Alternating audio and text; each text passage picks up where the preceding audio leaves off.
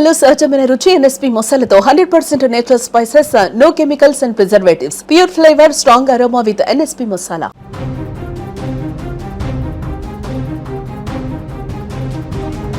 Breaking news. Tirumala శ్రీవారి ఆలయ పరకామణి కేసుతో లింకున్న ఫిర్యాదుదారు గుంతకల్లు రైల్వే సీఐ సతీష్ కుమార్ మృతి కేసు పెద్ద మిస్టరీగా మారింది. ఆయన మరణంపై రాష్ట్ర వ్యాప్తంగా ఉత్కంఠ కనిపిస్తోంది. సతీష్ కుమార్ మృతదేహానికి పోస్టుమార్టం ప్రక్రియ పూర్తయింది. పోస్టుమార్టం ప్రక్రియ దాదాపు 3 గంటల పాటు జరిగింది. డాక్టర్ చంద్రశేఖర్ నేతృత్వంలోని వైద్య బృందం ఈ ప్రక్రియ నిర్వహించింది. కేవలం సాధారణ వైద్యులే కాదు, కార్డియాలజిస్టు, రేడియాలజిస్టు, న్యూరాలజిస్టు, హెచ్ఓడీలందరూ కూడా ఇందులో పాల్గొన్నారు. ఈ మిస్టరీకి సంబంధించి ఒక క్లారిటీ కూడా వచ్చే అవకాశం ఉంది. స్థానిక ఎస్పీ జగదీష్ స్వయంగా మార్చిలోకి వచ్చి పోస్ట్ మార్టంని పర్యవేక్షించారు. పోలీసులు పోస్టుమార్టం ప్రక్రియను కెమెరాలతో రికార్డు కూడా చేశారు. ఈ మృతి వెనుక అంతు చిక్కని అంశాలు తెలుసుకోవడానికి వీడియో రికార్డింగ్ కూడా చేశారు. పోలీసుల ప్రాథమిక నిర్ధారణ ప్రకారం సతీష్ కుమార్ మృతదేహానికి పలు చోట్ల రక్త గాయాలు ఉన్నాయి. ప్రమాదంలో తగిలాయా లేకపోతే ఎవరైనా హత్య చేశారా అన్న కోణంలో దర్యాప్తు జరుగుతోంది. మరి కాసేపట్లో మృతదేహాన్ని బంధువులకు కూడా అప్పగించబోతున్నారు. ఈ కేసు దర్యాప్తులో వేగం పెంచడానికి 24 గంటల్లోనే పోస్టుమార్టం నివేదిక వచ్చే విధంగా వైద్య బృందం చర్యలు తీసుకుంటోంది. ఈ కేసులో తాజా పరిణామాలకు సంబంధించి మరింత లేటెస్ట్ ఇన్ఫర్మేషన్ తెలుసుకునే ప్రయత్నం చేద్దాం. మా ప్రతినిధి ఉమాశంకర్ లైవ్లో సిద్ధంగా ఉన్నారు. ఉమాశంకర్, టీటీడీ విజిలెన్స్ మాజీ అధికారి సతీష్ మృతికి సంబంధించి ఒక మిస్టరీ అయితే కనిపిస్తోంది. ఆయన పరకామణి చోరీ కేసుకు సంబంధించి చాలా కీలకమైన వ్యక్తి, కీలకమైనటువంటి సాక్షిగా ఉన్నటువంటి వ్యక్తి, అప్రూవర్గా మారబోతున్నాడు అని చెప్పి సమాచారం కూడా ఉంది. ఈ నేపథ్యంలోనే ఆయన్ని హత్య చేసి చంపేశారు, వాస్తవాలు వెలుగులోకి రాకుండా ఉండేందుకు ఈ విధంగా చేశారని కూడా పెద్ద ఎత్తున వార్తలు వినిపిస్తున్నటువంటి పరిస్థితి. రాజకీయ వాతావరణం ఆంధ్రప్రదేశ్లో వేడెక్కిన పరిస్థితి కనిపిస్తోంది. ఇప్పుడు పోస్టుమార్టం రిపోర్టు ఎప్పుడొచ్చే అవకాశం కనిపిస్తోంది? పూర్తి డీటెయిల్స్ అందించండి ఉమాశంకర్.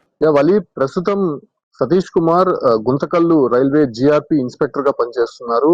ఇతను గతంలో పరకామణిలో ఏవిఎస్గా పనిచేస్తున్నటువంటి సమయంలో అక్కడ జరిగినటువంటి వ్యవహారాలకు సంబంధించి ఇతనే బయటపెట్టారు.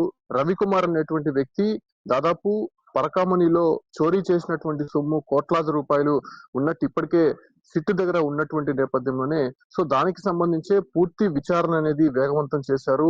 ప్రస్తుతం ఏదైతే 2023 ఏప్రిల్లో ఈ ఒక్క సతీష్ కుమార్ అనేటువంటి వ్యక్తి రవికుమార్ ను పరకామణిలో దాదాపు $990 అతను చోరీ చేస్తుండగా రెడ్ హ్యాండెడ్ గా పట్టుకున్నాడు. అప్పుడే అతను కేసు కూడా నమోదు చేయడం జరిగింది, ఛార్జ్ షీట్ కూడా వేశాడు. అంతలోనే రవికుమార్ దగ్గర ఉన్నటువంటి ఆస్తులకు సంబంధించి అప్పుడున్నటువంటి అధికారులు కావచ్చు, అంటే పాలక మండలి గుర్తించి దాన్ని రాజీ చేసే ప్రయత్నం చేసింది. ఈ మేరకే టీటీడీకి సంబంధించి 14 కోట్ల రూపాయలు విరాళంగా, అంటే గిఫ్ట్ డీడ్ కింద రాసిచ్చినటువంటి పరిస్థితి కూడా కనిపిస్తోంది. ఇవన్నీ రాసిచ్చిన తర్వాత మిగతా సొమ్మంతా కూడా అప్పుడు అధికారులు వాటాలు వేసుకొని పంచుకున్నారు. ఈ క్రమంలోనే సతీష్ కుమార్ పైన, ఎందుకంటే రవికుమార్ పైన సతీష్ కుమార్ కేసు నమోదు చేశాడు కాబట్టి ఇతని పైన ఒత్తిడి తీసుకొని వచ్చి ఆ కేసును రాజీ చేసేటువంటి ప్రయత్నం చేశారు. ఇందులో భాగంగానే టీటీడీ పాలక మండలి కూడా బోర్డు నిర్ణయం తీసుకున్న తర్వాత దాదాపు సెప్టెంబర్ 30 తారీఖున లోక్ అదాలత్ లో రవికుమార్ కేసును సతీష్ కుమార్ రాజీ చేశారనేటువంటి విషయాలు బయటకు రావడంతో ప్రస్తుతం కూటమి ప్రభుత్వం ఏర్పడిన తర్వాత దానిపైన ఒక వ్యక్తి రిట్ పిటిషన్ వేయడం జరిగింది. రిట్ పిటిషన్ వేసినటువంటి సందర్భంగా హైకోర్టు కీలక వ్యాఖ్యలు చేసింది.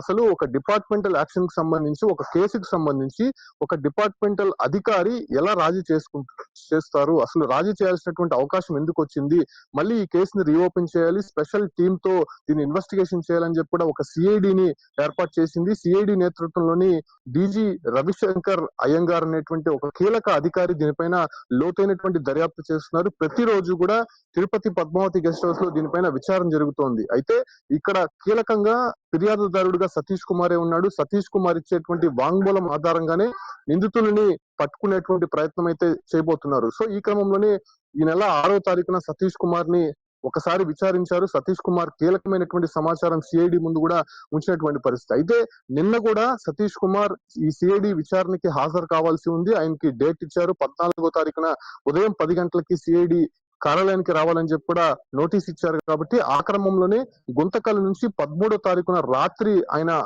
A1 బోగి 29వ బర్త్ రాయలసీమ ఎక్స్ప్రెస్ లో బయలుదేరారు. అయితే బయలుదేరినటువంటి క్రమంలోనే దాదాపు రాత్రి 2 గంటల నుంచి 3 గంటల మధ్యలో అతను చనిపోయినట్టయితే మాత్రం తెలుస్తోంది. అయితే ట్రైన్ ఎక్కినటువంటి సతీష్ కుమార్ ఎందుకు ఆ పట్టాలు పక్కన ఉన్నటువంటి ప్రాంతంలో మృతదేహంగా కనిపించాడు. అంటే నిన్నంతా కూడా ఆ ఒక ఏదైతే ఆయన మృతి ఆత్మహత్యగా చెప్పారు. ఎందుకంటే అతను ఈ ఒక్క ఒత్తిళ్లు తట్టుకోలేక చనిపోయి ఉంటాడు, ఆత్మహత్య చేసుకుంటాడు అనే విషయాలు బయటకు వచ్చాయి. కాకపోతే అక్కడ ఆయన ఆత్మహత్య చేసుకోవాలనుకున్నప్పుడు ట్రైన్ కింద పడాల్సి ఉంటుంది, లేకపోతే మరేదైనా చేయాల్సి ఉంటుంది. ట్రైన్ ఎక్కిన తర్వాత అతను కింద పడిపోయి అది కూడా ఆ మృతదేహం పైన కూడా ఎటువంటి గాయాలు లేవు, కేవలం తల వెనక భాగంలో మాత్రమే తీవ్రమైనటువంటి గాయమైంది. సో వీటన్నిటిని చూస్తే కూడా అక్కడ పోలీసులకు అనుమానం వచ్చినటువంటి నేపథ్యంలోనే కంప్లీట్ గా అతన్ని ఏదైతే ఫోరెన్సిక్ అదే రకంగానే పోలీస్ డిపార్ట్మెంట్ హాస్పిటల్లో ఉన్నటువంటి కీలకమైనటువంటి హెచ్ఓడిస్ అంటే కార్డియాలజీ కావచ్చు, న్యూరోకి సంబంధించి కావచ్చు, అంటే ఆర్థోపెడిక్, వీటన్నిటికి సంబంధించినటువంటి హెచ్ఓడిలు ఆధ్వర్యంలో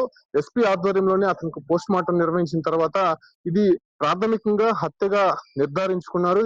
ఈ మేరకే సతీష్ కుమార్ తమ్ముడు శ్రీహరి ఇచ్చినటువంటి ఫిర్యాదు మేరకు ప్రస్తుతం కేసు అయితే నమోదు చేశారు. అయితే దీని వెనక ఖచ్చితంగా ఈ పరకామణి కేసులో ప్రత్యర్థులుగా ఉన్నటువంటి వారే ఈ యొక్క సతీష్ కుమార్ ని హత్య చేసి ఉంటారనేటువంటి విమర్శలు ఇప్పుడు కూటమి ప్రభుత్వం చేస్తోంది. కాబట్టి ఆ దశగా ఇప్పటికే విచారణ అయితే కంటిన్యూ అవుతోంది. అయితే సతీష్ కుమార్ ఇచ్చేటువంటి వాంగ్మూలం చాలా కీలకంగా మారబోతోంది. అంటే 14వ తారీఖున నిన్న సతీష్ కుమార్ చెప్పబోయేటువంటి పేర్లు కావచ్చు, అంటే అక్కడ జరిగినటువంటి వ్యవహారం, సతీష్ కుమార్ పైన ఎవరు ఒత్తిడి తీసుకొని వచ్చి ఈ లోక్ అదాలత్లో కేసు రద్దు చేసే విధంగా కూడా చేశారు అనే విషయాలపైన కీలకంగా సిఐడి ముందు చెప్పేటువంటి అవకాశం ఉంది. ఈ క్రమంలోనే సతీష్ కుమార్ అనుమానాస్పద స్థితిలో అక్కడ మృతి చెందడము ఒకంత అనుమానాలు రేకెత్తిస్తున్నాయి. దీనిపైనే నిన్న రాత్రే తిరుపతి నుంచి సిఐడి డీజీగా ఉన్నటువంటి రవిశంకర్ అయ్యారు కూడా అనంతపురం చేరుకున్నారు.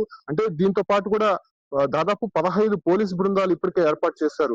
దాంతో పాటు కూడా రాయలసీమ ఎక్స్ప్రెస్ లో A1 బోగిలో ఉన్నటువంటి ప్యాసింజర్స్ లిస్ట్ ను మొత్తం కూడా ఇప్పటికే తెప్పించుకొని వాళ్ళందరితో కూడా మాట్లాడుతున్నారు. సతీష్ కుమార్ 29వ బర్త్లో ఉన్నాడు కాబట్టి సో ఆ ఒక్క క్రమంలో అర్ధరాత్రి సమయంలో ఎవరైనా వచ్చారా, లేకపోతే అక్కడ ఉన్నటువంటి సిచ్యువేషన్ ఏంటి, ఏదైనా శబ్దాలు వినిపించాయా అనే విషయాలపైన కూడా ఇప్పటికే ఆరా తీస్తున్నటువంటి పరిస్థితి. కాకపోతే ఇది ప్రాథమికంగా ఒక హత్యగా నిర్ధారించుకున్నారు కాబట్టి ఆ దశగా ఇంకా లోతైనటువంటి దర్యాప్తు అయితే ప్రస్తుతం కొనసాగుతోంది. అయితే పరకామణి కేసులో రవికుమార్ కి సంబంధించి ఇప్పటికే దాదాపు కోట్లాది రూపాయలు, అంటే 100 కోట్ల రూపాయలు అతను దోచేశాడు.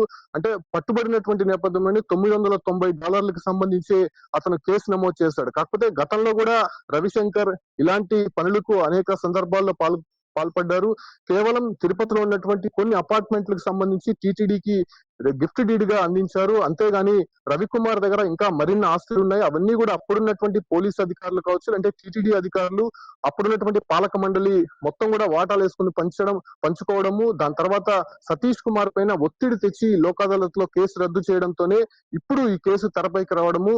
దాంతో భాగంగానే సతీష్ కుమార్ ఫిర్యాదుదారుడు కాబట్టి అతనిచ్చేటువంటి వాంగ్మూలం చాలా కీలకంగా మారడంతోనే ఈ ఒక్క హత్య జరుగుతుందనేటువంటి విషయాలపైన ఇప్పటికే కూటమి ప్రభుత్వం ఆరోపణలు చేస్తోంది. అయితే ఈ కేసు పైన ఇప్పటికే సంచలనంగా మారింది కాబట్టి నిన్న పోస్ట్ మార్టం మాత్రం చాలా పకడ్బందీగా చేశారు. జిల్లా కలెక్టర్ ఆదేశాల మేరకు ఫోరెన్సిక్ టీం కావచ్చు, లేకపోతే అక్కడ ఉన్నటువంటి పోలీస్ డిపార్ట్మెంట్, రైల్వే శాఖ అధికారులు ముగ్గురు సమన్వయంతో పోస్ట్ మార్టం నిర్వహించారు. ఓకే ఉమాశంకర్, మరింత ఇన్ఫర్మేషన్ కోసం మరొకసారి మిమ్మల్ని కాంటాక్ట్ చేస్తాం. అయితే సతీష్ కుమార్ మృతికి సంబంధించి ఇంకా పోస్ట్ మార్టం రిపోర్టు త్వరలోనే వచ్చే అవకాశం కనిపిస్తుంది. అంటే ఇది ప్రమాదం వల్ల జరిగిందా, లేకపోతే కుట్రపూరితంగా అతన్ని వాంగ్మూలం చాలా ఇంపార్టెంట్ కాబట్టి ఆ వాంగ్మూలం ఇస్తే తమ పేర్లు ఎక్కడ బయటకు వస్తాయన్న ఉద్దేశంతో కొంతమంది హత్య చేశారా, ఈ విషయాలకు సంబంధించి కూడా చాలా క్లారిటీగా 1-2 రోజుల్లోనే వచ్చే అవకాశం కనిపిస్తుంది. ఆ తర్వాత అనూహ్యమైనటువంటి పరిణామాలు కూడా జరిగే అవకాశం కనిపిస్తాయి.